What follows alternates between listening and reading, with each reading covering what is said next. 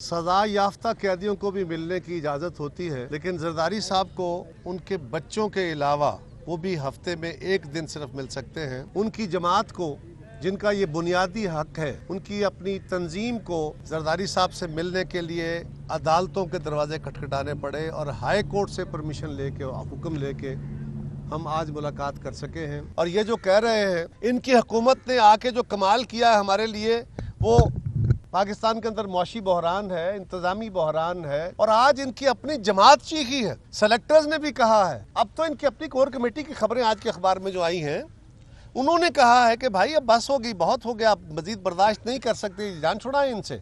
और एक ऐसा गलत इल्ज़ाम, एक गलत प्रोपेगेंडा है जो मुसलसल वो कर रहे हैं। 1 अरब दरख्त लगाए, 1 अरब, सारी अपोजिशन कह रही है, पूरे KPK के लोग कह रहे हैं हमें बता तो दो कहाँ लगाए। 1 अरब दरख्त लगाने के लिए 1 मुरब्बा किलोमीटर में 1 लाख दरख्त लग सकते। 1 लाख। अगर आपने 1 अरब दरख्त लगाने हो तो आपको 10,000 मुरब्बा किलोमीटर रकबा चाहिए। क्या KPK के अंदर इतना रकबा कोई कवर हुआ है? Answer is no. वो जो 200 अरब डॉलर के दावे थे वो किधर गए? वो जो 10 अरब डॉलर यहाँ से बाहर जाता था वो कैसे रोक लिया? क्या करप्शन खत्म हो गई? क्या पाकिस्तान के अंदर, आप तो कहते थे कि हम ऑनेस्ट हुकूमत आएंगे, लोग लाइनों में लाके टैक्स देंगे। कितना टैक्स बढ़ा लिया है आपने?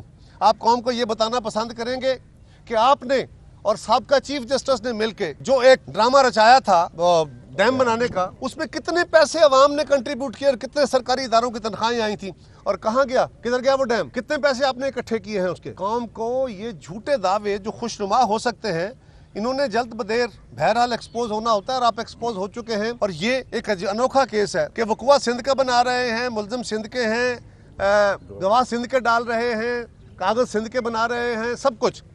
और केस यहाँ लाया गया ये बुनियाद बना के कि वहाँ नैब के ऊपर पीपल्स पार्टी असरअंदाज हो जाए। देखिए, बात रास्ता साफ होने की नहीं है।